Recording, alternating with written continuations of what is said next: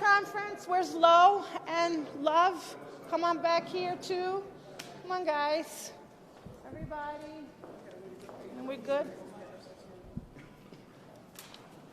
Okay. Robert, you should stand. Stand next. Can we just put the battery? Come here. Three people, come young people. If you got the battery, That's what we're supposed to be saying. So. I didn't know either. But you know this by heart. There's no ifs and both of you do. You know this stuff by heart. So there's no ifs, ands, or buts about it.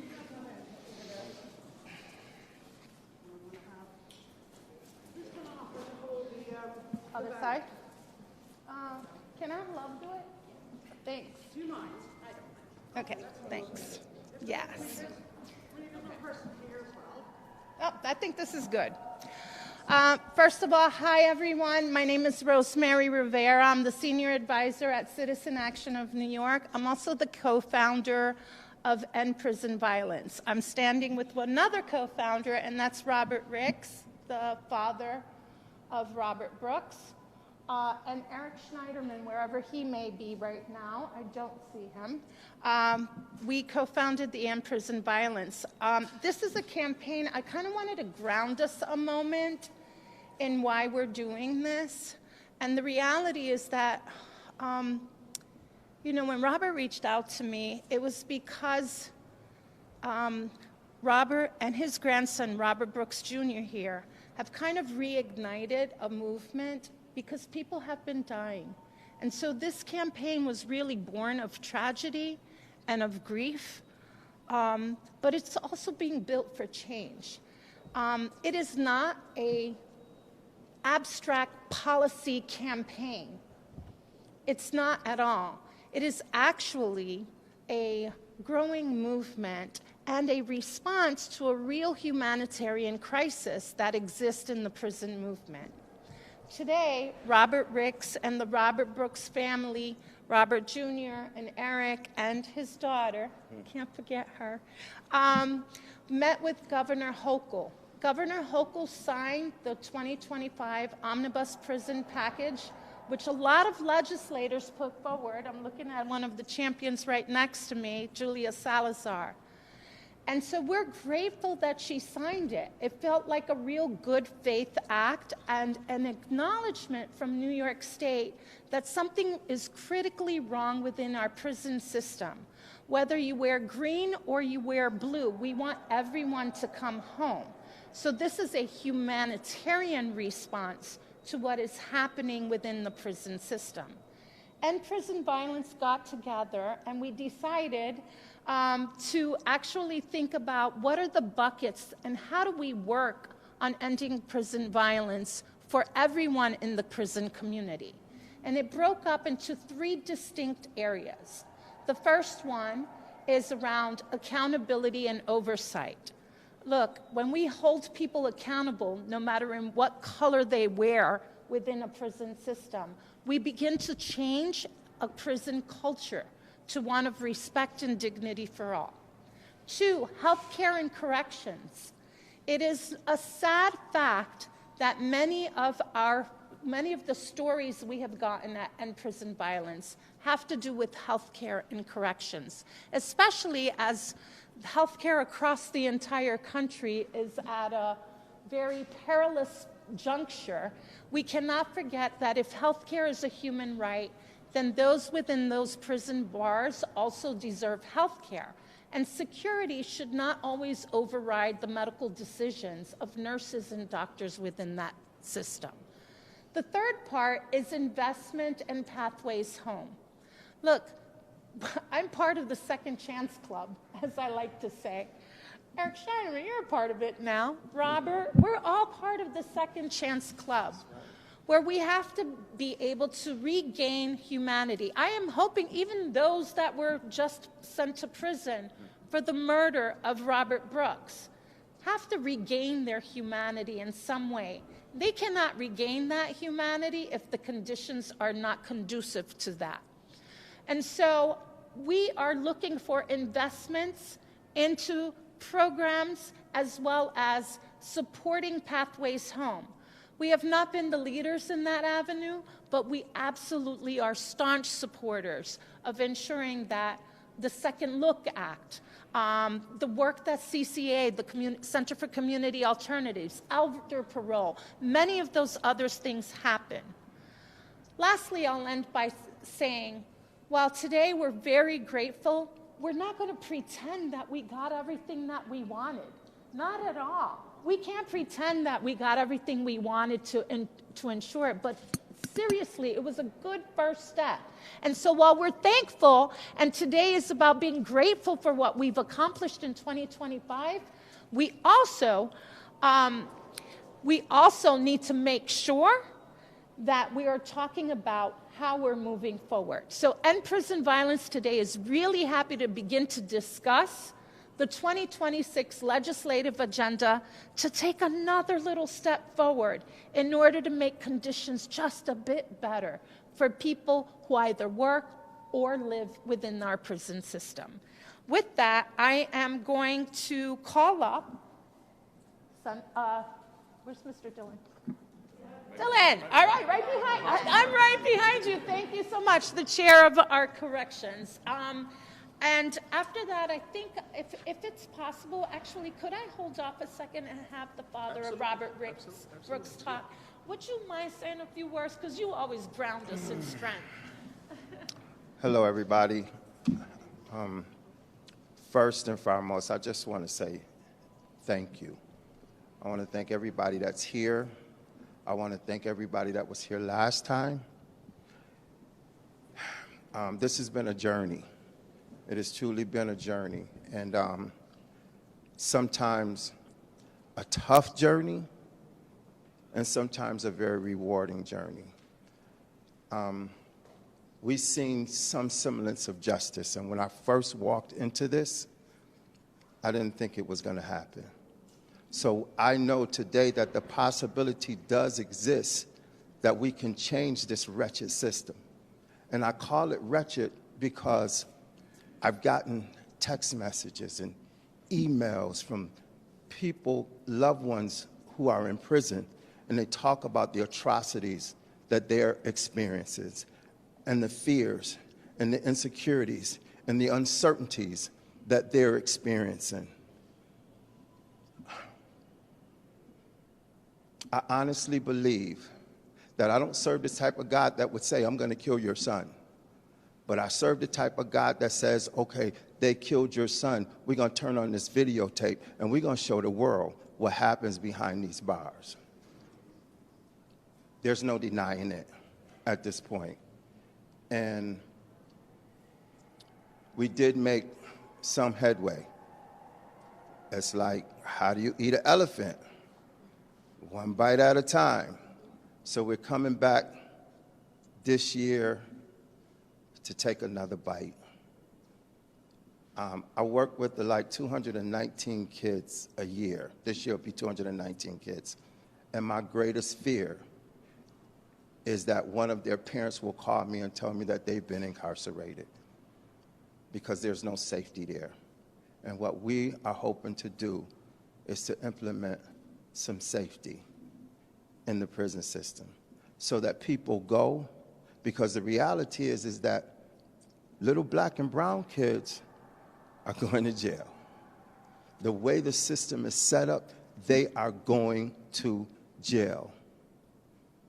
What we're hoping is that they can go and they can come out not more traumatized than they were when they went in, not feel as abused as they were when they went in, that they can come out better, more competent, more capable, learned, and able to rejoin their family and raise their sons and raise their daughters and be positive members of their community. So we're back again for another bite at the apple. And I just want to say, when I walked into this, when I found out that they had murdered my son, it was like I didn't know what to do. I had no idea, but what I knew that I had to do something. And what I did was I called down a doer. I called down Rosemary. And Rosemary connected me with Eric. And the rest is history. So again, I want to thank everybody who's supporting our efforts. And let's touch and change lives. Thank you. Now, Assemblymember DeLon, I apologize about that. And thank you, everyone.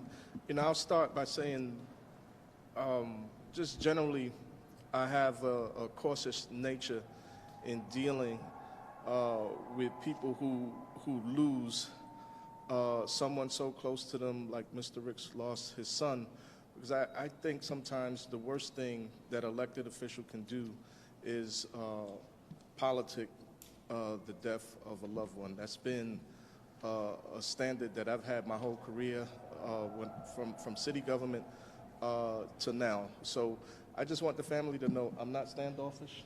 I'm here for you, but I'm also cautious and respectful. And I think of myself, if I were in your shoes, how I would want to be treated if I were you. And I take pause and I take my direction from how you want to go. With that said, I'm here to do the work. I said that last year, and last year we did get a tremendous first step in getting the prison omnibus package done. But again, it was a first step, and I couldn't agree more. Let's take another bite. To me, this is a chance to dramatically turn around and reform an entire system that has needed reform for years. And we started with oversight and accountability and strengthening independent oversight structures outside of docs. Now, I think truly that's what's needed. We tried to do some of that stuff. It didn't quite all work out in the prison omnibus package, but we did get a lot of good things. So now, while that's not completely done, we can take a look at other things that are on the agenda here, like Second Look Act and some of the other sentencing reform bills, so that we can take a look at what's going on the front end before folks reach the system, so that we can justly charge and justly sentence folks so that they can do the time that they deserve and not have these onerous sentences that we've had in previous years. So, with that said, I'm here to do the work. I'm here to listen. I'm here to, have the back and forth to shape the agenda that's right for the people of this state and people who are incarcerated. For me, that's all the agenda is for me. It's nothing more, nothing less. So thanks. Thank you, Assemblymember DeLon. So I want to say a couple of other things. Number one, I'm formerly incarcerated. There are a lot of problems happening within our prison system. Do you know that if you are a woman and you are raped by a correction officer in a parking lot, you do not have to remember the time nor the place that happened in order to press charges.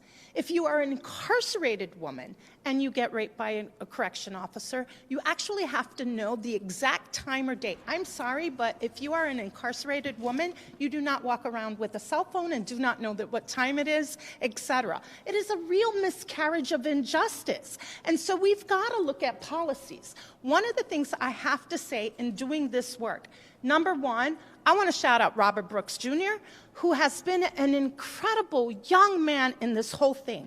The other people I need to shout out, I truly believe that you have staff in this Capitol who have actually saved lives. I'm actually talking about your staff, Mark Mishler. I believe he really actually saved an individual's life who could not get into an appointment. Is that Mark? Oh my God, I didn't even know he was here. I truly believe that. These people are being heroes at this point, and I believe that with all of my heart, because they are interfering in a system on day-to-day, actual cases that are happening daily. Gabriela Romero, you're up next, my love. And I'm telling you, the champions that we have today need to be supported. We have to work with them. And we are calling on these champions to work with end prison violence, with this very unusual grouping of people, families of people who have been incarcerated and suffered, formerly incarcerated people like myself and Derek Hamilton and many others. along with incredible legal minds like Eric Schneiderman. He was the Attorney General of this state for a reason. The guy's actually a really good lawyer. So I'm just saying this hodgepodge combination, this unique combination, could absolutely do something. So I'm going to call up Gabriela Romero, Assemblywoman, and then you're next, okay? All right. Of course. Thank you, Rosemary. Great point. I would also like to shout out Mark Mishler, who is a famous civil rights lawyer before he was a staff member for Senator Salazar. When I was in law school, I really looked up to him and the incredible work that he did, and it's kind of cool that now I get to work with him every day as an assembly member. It's true, he saves lives, but he has saved countless lives in the legal work that he's done before the work that he did here. So really cool and awesome to shout out Mark Mishler. So it's been said, but we are here today because New York's prisons do not fulfill their promises to the people of our state. Our criminal legal system promises to reform and rehabilitate those of us who have pled guilty to crimes. But to do this means to take into our care and supervision hundreds of thousands of people, each and every one with complex and unique needs, backgrounds, mental health, allergies, children, and stories. But when our prisons do not provide safe, healthy, dignified, healing environments in their care, people do not rehabilitate or reform. And above all, prisons in and of themselves fail to treat people like people. And so I'm really proud to be here with End Prison Violence and Rosemary and this awesome coalition behind us to take small steps, bites at the elephant, so to speak, to fix this injustice so that some of the most vulnerable among us are not forced to face systemic abuse at the hands of their own state, at the hands of their own government. Some of the really exciting things that Rosemary mentioned before, we're fighting so that pregnant people are not kept in shackles or taken away from their newborn children, so that women have access to period products, which is just a basic necessity, and so that incarcerated people obviously are not able or subject to insane and unnecessary or any violence whatsoever. That's the point. When someone goes to prison, we expect them to come home. In my work in the New York State Assembly, but also as a former public defender, it's always a priority of mine to look at the criminal legal system and to expose the muck and nastiness and injustice that's happening there. And I'm grateful to be a part of this coalition, and I just want to say that the prison omnibus bill that the governor signed is a small, positive step in the right direction, and I'm hoping to continue working with her and acknowledging that positive, small step in the right direction. We're hoping to continue that momentum, to continue working with her in that positive direction, because there is more work to do, and want to applaud for taking that step, that courageous step in the right direction, hoping and acknowledging that there is more work to do. In the wake of tragedy, we have to keep moving, because there is undoubtedly more work to do. Women should get access to period products. Pregnant women should not get shackled. Thanks everyone for coming to reinforce these incredible bills, and I will make sure it's a priority of mine to continue fighting for vulnerable New Yorkers. Thank you.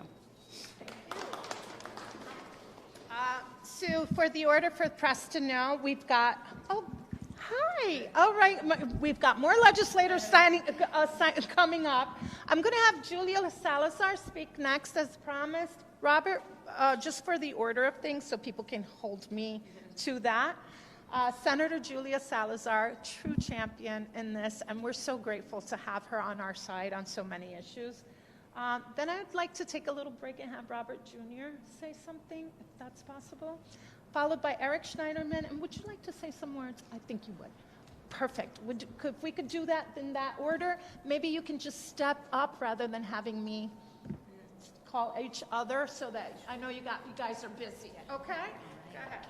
Thank you, Rosemary, and thank you all so much for gathering here. It's a mixed tone, I would say, because this is a moment to celebrate that Governor Hochul is signing the prison omnibus bill. But at the same time, of course, what we are talking about is rampant violence and abuse in prisons and jails across the state.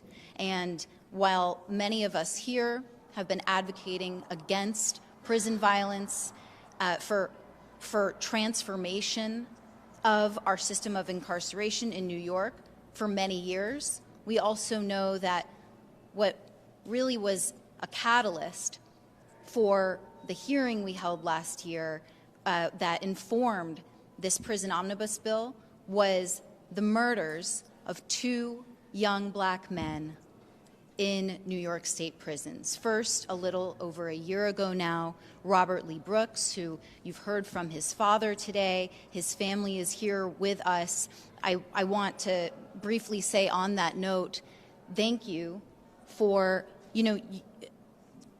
Robert's family has no obligation to use their pain, their experience of losing their loved one, no obligation to any of us to continue to fight for change for other fathers, sons, brothers in New York. But they make the courageous choice daily to take that pain and turn it into purpose. And I just want to laud and praise them for that. I cannot emphasize that enough.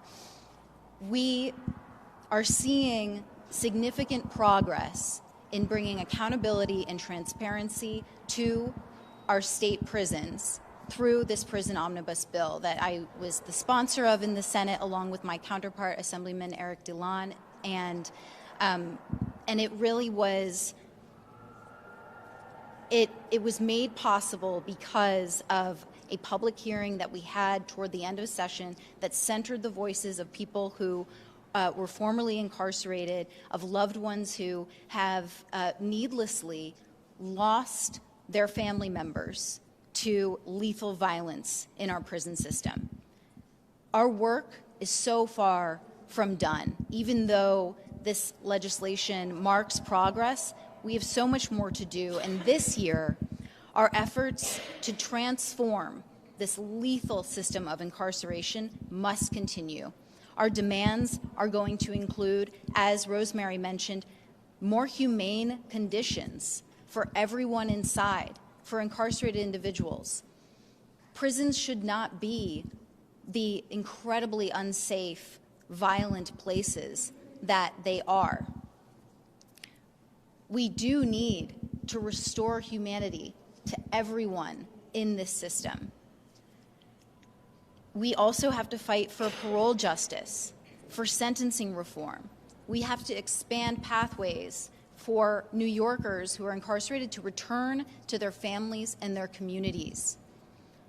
We also need the CARE Act. Speaking of, as Rosemary mentioned, care for people who are pregnant and people who are postpartum, who are incarcerated.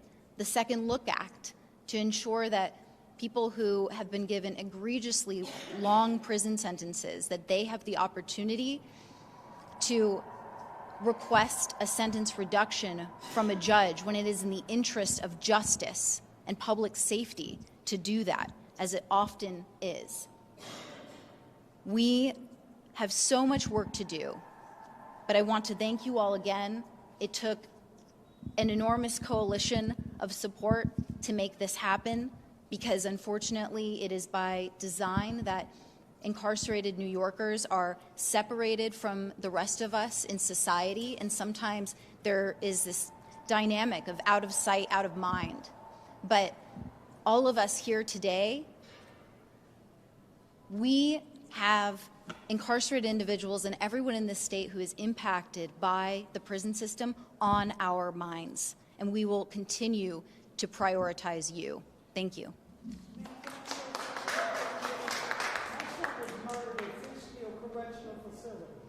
I got another son that's in was neglected. His mother, he has epilepsy. He was neglected in Mohawk Correctional Facility. He was neglected in Marcy. You My know son what? had a seizure, and my son, they neglect my son, his medication. They moved him to this other prison where they didn't give him his medication, and my son had 2 seizures, and my son had a seizure while he was on the phone with me. That's I do what we're not talking want- about. They neglecting these kids, their medication, they beating on That's these right. kids. I do not like that. My son is murdered. He's not here anymore. I can't get my son back. Yeah. So that's exactly what we're talking about. Julia, would you mind talking to her? Maybe we could, maybe we could. Yes. It would be really, would, My son died, was dead on a Wednesday, and they ain't tell me the 2:06 the next day in the morning. that's right. That's not right. It's not right. That's why we're here. That's why we're here. These people in jail for the COs to kill. That's right. It's why we're here, and we feel your pain. That's why we're here. Nobody could never feel the pain I feel. I don't have my son anymore, and my other son being neglected. Talk to her for a second. I don't have my son no more either. That's right. I'm bad, man. Please talk to her. I'm messed up. That's right. That's right. Come stand with her. Go. Sue, this is the kind of pain that families every day are experiencing. This is the kind of pain that people call me on a daily basis with.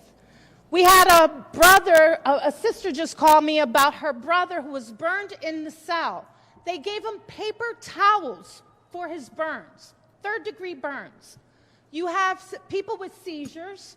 You have people with, there was a report done recently about the lack of preventative medication. You're talking about people's health and lives. You are talking about people who love them, and we are here standing for them because we love them. And COs let kids get And- cut in the face and stuff. My son got cut in the face twice. So- in Marcy and Mohawk. And they didn't do therefore- nothing to help my son. And that's what we're trying to do, is address this through policy changes and through culture changes within the prison facility. And we have to do that. I'd like to moment so that the son of Robert Brooks Jr. can speak. I'd also like to then, if I you... feel him. We do. We know that. But if you give him a moment, I'd really like him to speak, and then we're going to talk to you. We'd like to get you involved, okay? I'm sorry about your dad, but my grandkids ain't got their dad. And before I start, I do want to address that first. Like, she said no one feel her pain, and I don't fault her for saying that at all. Because when I was going through mine, I felt the exact same way. Like, you can't take that away from her. You can't take that away from her. Like, you can't take that away from me. So I thank you for coming up here. I feel like everything happens on purpose. So today, we met with the governor to thank her for signing the Omnibus Prison Reform Bill of 2025. But we're here to let people know that we're going back this year demanding more comprehensive reform to the New York prisons. My father's murder was not isolated, as we just heard. This incident was a plague of violence that enters our prison. And we are back this year to demand the end of violence. More policies are needed so my dad would not die in vain, and for her sons to not die in vain as well. I want to thank every organization that's not just in this room, but all around the world that's continuing to fight. I want to thank my lawyer, Steve Schaefer. I want to thank my Uncle Jared. I want to thank this lovely lady right here, Rosemary. I want to thank Catherine. I want to thank Thomas Grant. I want to thank Eric Snyderman, Julia Salazar. Sorry if I said your name wrong. It's a lot of emotions right now today. I want to thank my grandfather. And I do want to thank Kathy Hogle for taking this first step into meeting our family. But like you said, the fight must continue. These policies must continue. Everything must continue. So again, thank y'all so much.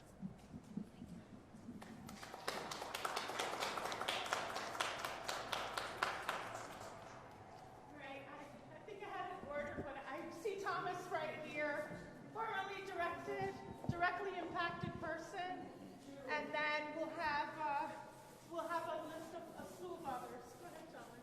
Thank you. Good morning, everybody. I'm Thomas Gant, and I'm community organizer for the Center for Community Alternatives. Today, I want to also get back to grounding us as to why we're here and who we are here for. We are here with and for the Brooks family as the final trial related to Robert Brooks' death begins. There are no words that we can fully honor the pain they carry, but there must be action that honors Robert's life. Standing with his family means committing ourselves to ensuring that no other family has to endure this kind of loss at the hands of the state. The murders of Robert Brooks, Messiah Nantwi, and countless others were not accidents. They exposed a culture of violence that thrives in hopeless, unaccountable systems. These deaths are the tragic and predictable outcome of institutions that have been allowed to operate without transparency, without meaningful oversight, and without regard to human dignity. New York has a moral obligation to change the conditions that allow this brutality to happen in the first place. We hear it again and again, as evidence this morning, that prisons are understaffed, and if that is the claim, then the most logical, responsible, and humane response is clear. Reduce the prison population by creating fair and meaningful pathways home. You do not fix a humanitarian crisis by doubling down on the very system that caused it. If New York is serious about preventing future deaths, we must pair oversight and accountability with real pathways home, including passing legislation like the Earned Time Act and the Second Look Act. The Earned Time Act gives people a chance to reduce their sentence through education, work, treatment, and restorative programming. Exactly the kind of transformation Robert lived every day. The Second Look Act allows courts to reevaluate long sentences after 10 years and recognize real rehabilitation, because people are more than the worst thing that they've ever done, and because accountability must include the possibility of redemption. These bills don't just change policy, they change culture. They replace hopelessness with incentive. They reduce violence by replacing fear with purpose. They bring people home safer, stronger, and more prepared to rejoin their families and communities. I know this because I lived it. During my 25 years of incarceration, what kept me sane, focused, and alive was hope. When people have no hope, violence fills the void. Transformation is impossible without the belief that tomorrow can be different. I want to emphasize that hope, fairness, and opportunity are not abstract ideas. They are proven tools for reducing violence and, more importantly, saving lives.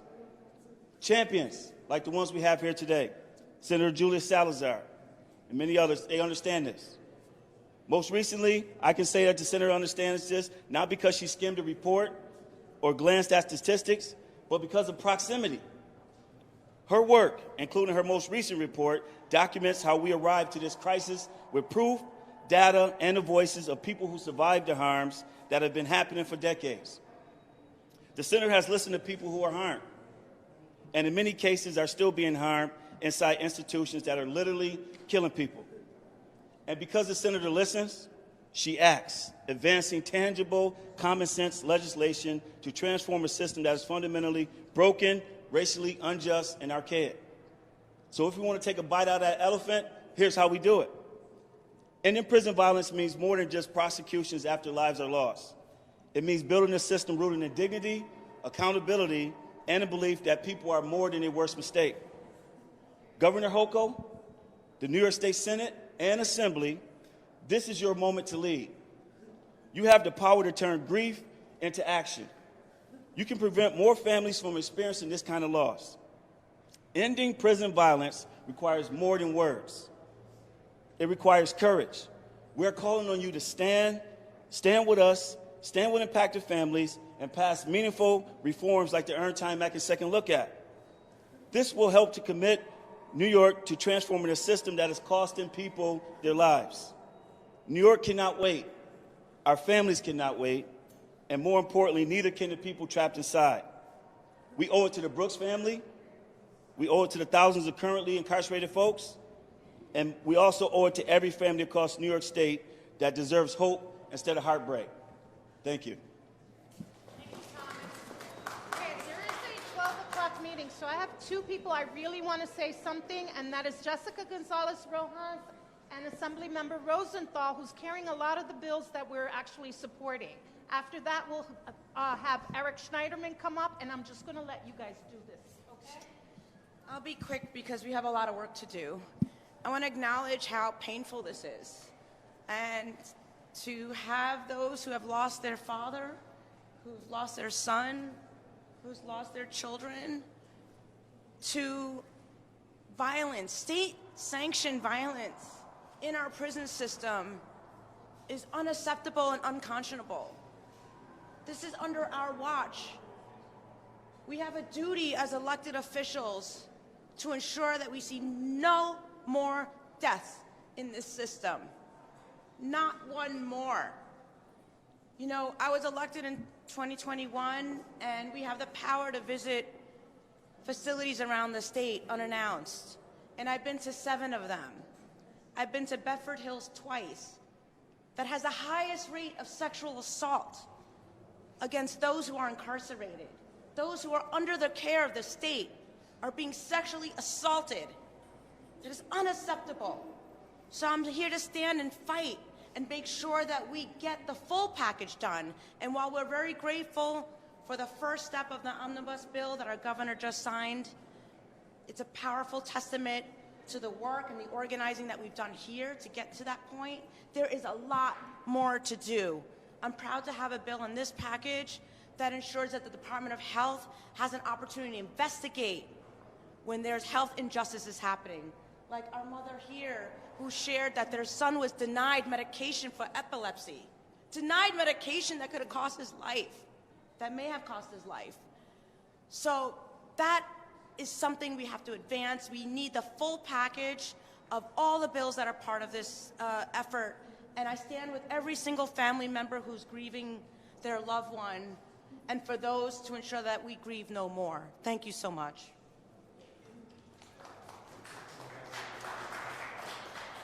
Hi, I'm Assembly Member Linda Rosenthal. I represent the Upper West Side, parts of Hell's Kitchen, and I just want to say how sorry and moved I am by everybody's pain that they shouldn't have to feel, because when a loved one is incarcerated, that shouldn't mean the end of the story is that they're sexually abused or they're denied medication or they die.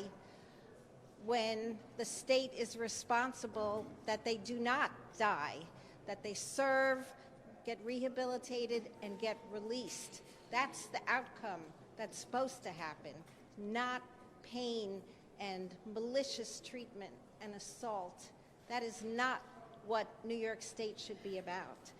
So last month, along with Assemblymember Kellis and reps of Caney, I went to Bedford Hills to hear the stories of many of the women who were on the good floor, and yet they were kept behind bars for 23 hours a day, not allowed to leave their cell.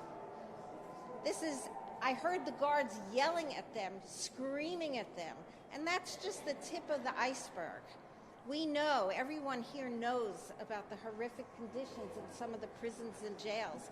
And so we have to fight. We will fight. I'm the sponsor of a couple of the bills, three bills actually, to protect pregnant women and mothers in New York State jails and prisons. And one would expand our existing laws to ensure that pregnant people are never shackled when in police custody, not just during childbirth. There's no justification to shackle people who are pregnant in prison. They're not going anywhere, first of all.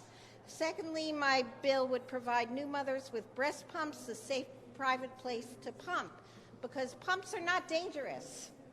They're something that people who are nursing need to have access to whenever they need to have access to.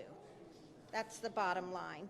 And I also have a bill that people who filed against prison guards and other correctional staff under the law I passed some years ago, the Adult Survivors Act, have the opportunity to go to court and seek justice. Right now they do not, because the Court of Claims pleadings are irrationally high.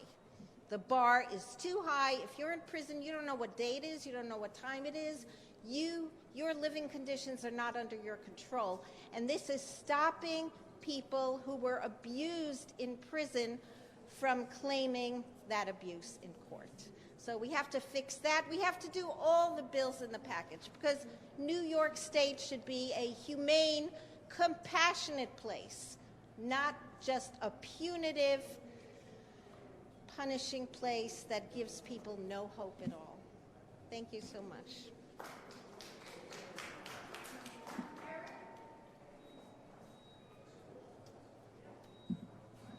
Hey, good afternoon. I'm Eric Schneiderman, and this is quite an inspirational gathering of sponsors of important pieces of legislation. Last January, about a year ago, Rosemary Rivera connected me to Robert Ricks, and she said, this is a man who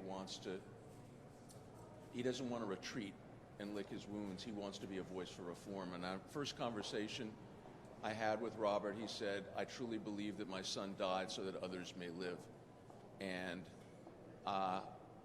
And I basically said, okay, I'm coming out of retirement for this man and this cause. And he and I came to Albany last February, and fortunately for us, we got into Senator Julia Salazar's office with her amazing team, and together we advocated for reforms. We shone a light on things, and Robert became an incredible voice for reform. And then we were joined a few months later by Robert Brooks Jr., the son of Robert Brooks. And, you know, as Robert Ricks often says, the rest is history. We formed End Prison Violence because there really was no coordinated statewide campaign to deal with conditions inside prisons, and we've taken on that challenge. We are not going away. This is a multi-year project. I mean, there's some folks here who are old enough to remember when I was working on building up the political capital for us to repeal the Rockefeller drug laws. That took 20 years. This is not going to take 20 years, but we're not going away. We met with the governor this morning, and it was a good meeting. I mean, I think she really heard the members of the family, Robert Ricks and Robert Brooks Jr. and others, and she expressed her intention to work with us to get more done. We made it very clear. We're happy that you signed the omnibus bill, but we're coming back for more. This is only a first step. We put on the table for her some of these bills that Assemblymember Rosenthal was just talking about, relating to the horrible conditions for women in New York State prisons. The Federal Department of Justice did a survey of prisons for allegations of sexual abuse. 2 out of the 3 worst prisons in the United States are the women's prisons in New York, Albion and Bedford Hills. This is a disgrace. This cannot stand. And as Assemblymember Rosenthal pointed out, when the Adult Survivors Act was passed, they didn't fix the pleading requirements in the New York State Court of Claims Act. So the only women who are least likely to know what time it is are the only ones who have to plead exact time, date, and location, or have their case thrown out before they even can do discovery to find out those things. So we put this on the table for the governor. She expressed her intention to work with us, and we're going to take her at her word. But I understand that, you know, an old adage in politics is we get from our elected officials what we make them give us. And we understand that, and our coalition just keeps growing. Every month we have more people on board. We have incredible partners. Serena Martin, the New Hour Coalition, leading the fight to straighten out the horrible conditions in women's prisons in New York State. We want to have an independent system of discipline, because the DOC system of discipline that's internal, the Office of Special Investigations, is just not getting the job done. Guards do not feel that there's any accountability if they abuse prisoners. So we're here. We'll be here next year. We'll be here the year after that. But we're going to undertake to do this because with the inspiration of Robert Brooks' family, we have been able to get more momentum than we ever have before on this issue. Look, I know what goes on in prisons. The Office of the Attorney General represents...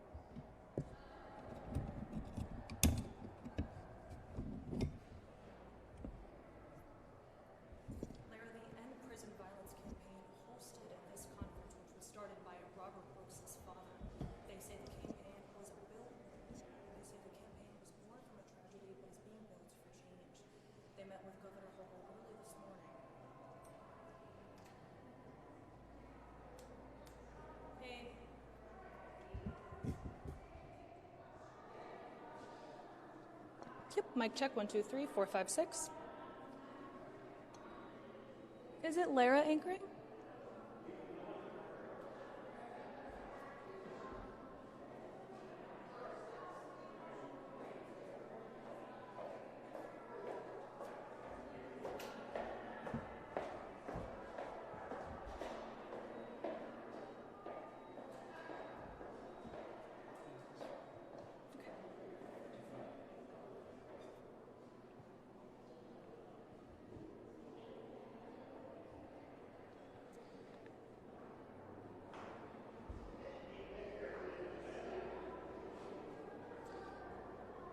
Lara, the End Prison Violence campaign hosted this event, and one of the founders is Robert Brooks's father.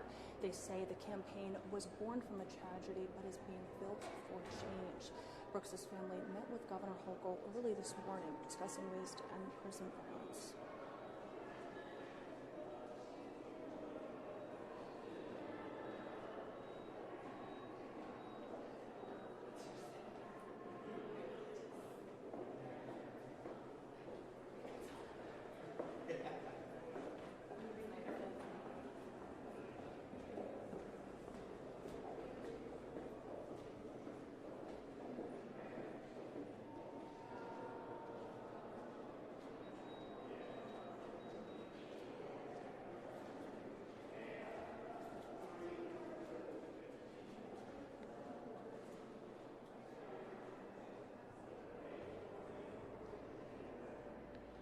Okay.